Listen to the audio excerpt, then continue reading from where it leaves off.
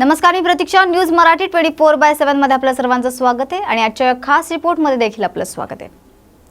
विद्येविना मती गेली, मती विना नीती गेली, नीती विना गती गेली, गती विना वित्त गेले, वित्त विना शूद्र खचले, एवढे अनर्थ एका अविद्येने केले.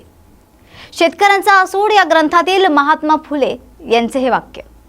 आज 28 नोव्हेंबर क्रांतिकारी समाजसुधारक महात्मा ज्योतिराव फुले यांचा आज स्मृती दिन. सर्वप्रथम सावित्रीबाई फुले यांना शिक्षण देऊन समाज सुधारणेची सुरुवात स्वतःच्या घरापासून करणारे स्त्री शिक्षणाचे अग्रणी क्रांती सूर्य महात्मा ज्योतिबा फुले यांचा आज स्मृती दिन.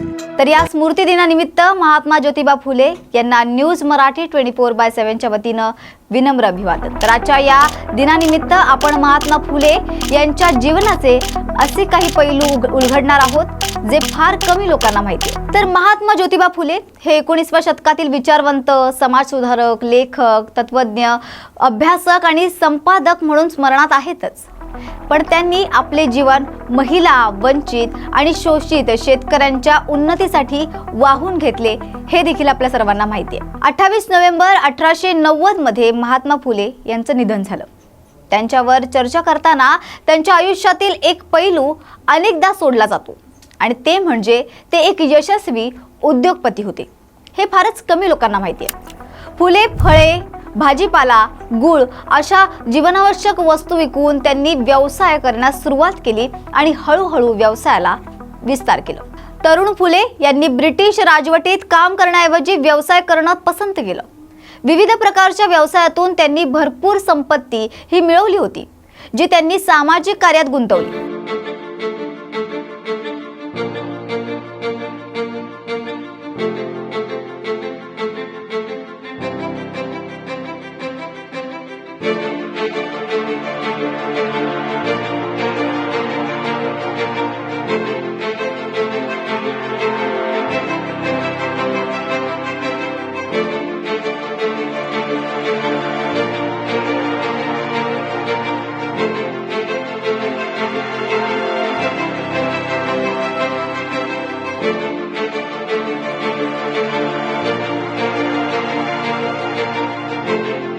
त्यांनी Poona commercial and contracting company स्थापन केली. या कंपनीने अनेक पूल, बोगदे आणि धरणे बांधली आहेत. भाजीपाला सारखे अनेक व्यवसाय केल्यानंतर महात्मा फुले कंत्राटदार म्हणून देखील काम करू लागले.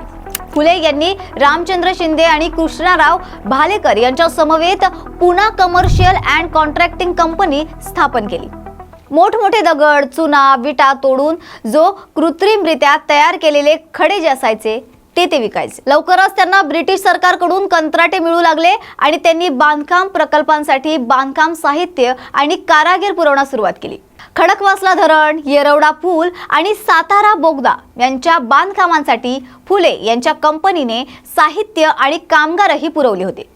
त्याचबरोबर महात्मा फुले हे एक अर्थतज्ञही होते आणि त्या काळात शेअर मार्केट विषयी अभ्यास करून ते शेअर मार्केट तज्ञ म्हणूनही ओळखू लागले. हे विशेष मला नमूद करावंसं वाटतं. त्यांनी एक एजन्सी देखील स्थापन केली होती, जी मुख्यतः कारखान्यांच्या वापरासाठी लागणारे सोने, चांदी आणि तांब्यांचे साचे विकायचे. पुणे महानगरपालिकेचे सदस्य म्हणून त्यांची नियुक्ती झाली. त्यानंतर सर्व सदस्यांची नियुक्ती ब्रिटिश सरकारने केली. तथापि त्यांच्या व्यावसायिक प्रयत्नांमध्येही फुले यांनी सत्यशोधक समाजाच्या कार्याला नेहमीच प्राधान्य दिले. बांधकाम प्रकल्पात काम करणाऱ्या मजुरांसाठी त्यांनी रात्रशाळा चालवल्या. ज्योतिराव फुले यांनी अस्पृश्यता, जाती व्यवस्था यासारख्या समाजकंटकांच्या विरोधात आयुष्यभर काम केले. महिला सक्षमीकरण आणि मुलींच्या शिक्षणाचे ते खंबीर समर्थक होते. 11 मे 1888 मध्ये महाराष्ट्राचे समाजसेवक विठ्ठलराव कृष्णजी वांदेकर यांच्या हस्ते त्यांना महात्मा ही पदवी देऊन गौरवण्यात आले. उद्योगपती महात्मा ज्योतिबा फुले हे कसे झाले हे देखील जाणून घेऊया. तर ज्योतिराव गोविंदराव फुले यांचा जन्म 11 एप्रिल 1827 ला झाला. महाराष्ट्रातील सातारा या जिल्ह्यातील शेतकरी कुटुंबात त्यांचा जन्म झाला होता. त्यांचे कुटुंब माळी जातीचे होते. वडील गोविंदराव भाजी विकायचे. प्राथमिक शिक्षण पूर्ण केल्यानंतर फुले यांना शाळा सोडावी लागली. वडिलांना मदत करण्यासाठी ते वडिलांसोबत शेतात काम देखील करू लागले. तथापि त्या दिवसात फुले यांची बुद्धिमत्ता मुस्लिम आणि ख्रिश्चन शेजारी ओळखली गेली। या दोघांनीही फुले यांच्या वडिलांना त्यांच्या मुलाला स्थानिक स्कॉटिश मिशन हायस्कूलमध्ये प्रवेश मिळवून देण्यासाठी पटवून दिलं। या शाळेतून शिक्षण पूर्ण केल्यानंतर फुले यांनी नोकरी करण्याऐवजी फुलांचा व्यवसाय सुरू केला। विदेशी फुले, फळे, भाजीपाला यांच्या लागवडीबाबत शेतकऱ्यांमध्ये असलेले गैरसमज त्यांनी दूर केले आणि या वस्तूंची लागवड आणि विक्री सुरू केली।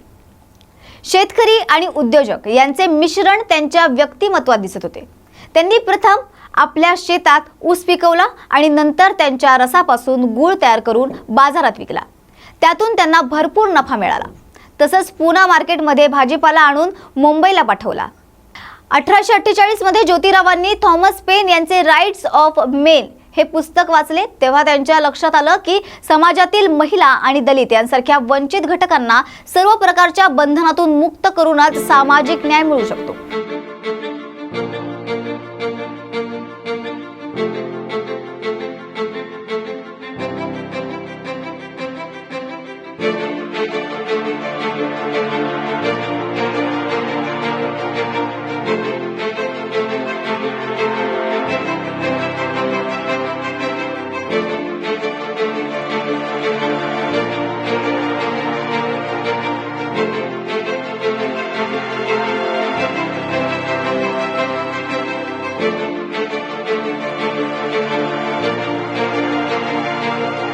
त्या काळी पुराणमतवादी उच्चवर्णीयांनी या वर्गांना अस्पृश्य मानलं।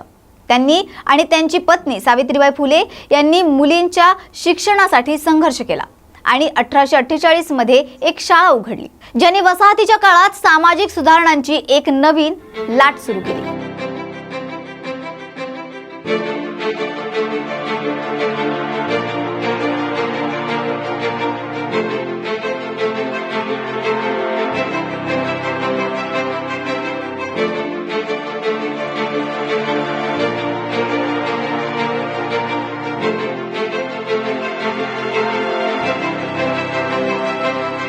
महाराष्ट्रातील काही घटकांना, विशेषतः काही जातींना समान सामाजिक आणि आर्थिक अधिकार मिळवून देण्यासाठी फुले यांनी त्यांच्या अनुयायांसह 1848 मध्ये सत्यशोधक समाजाची स्थापना केली।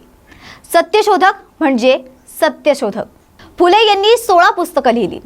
त्या पुस्तकांनी दलितांच्या सामाजिक प्रबोधनाला हातभार लावला। ज्योतिराव फुले हे विवेकवादी होते हे आपल्या सर्वांना माहितच आहे। बुद्धिवादाचा प्रचारही त्यांनी केला। त्यांनी गुलामगिरी हे त्यांचे प्रसिद्ध पुस्तक जगभरात गुलामगिरीतून मुक्त होण्यासाठी सुरू असलेल्या आंदोलनांना समर्पित केलं।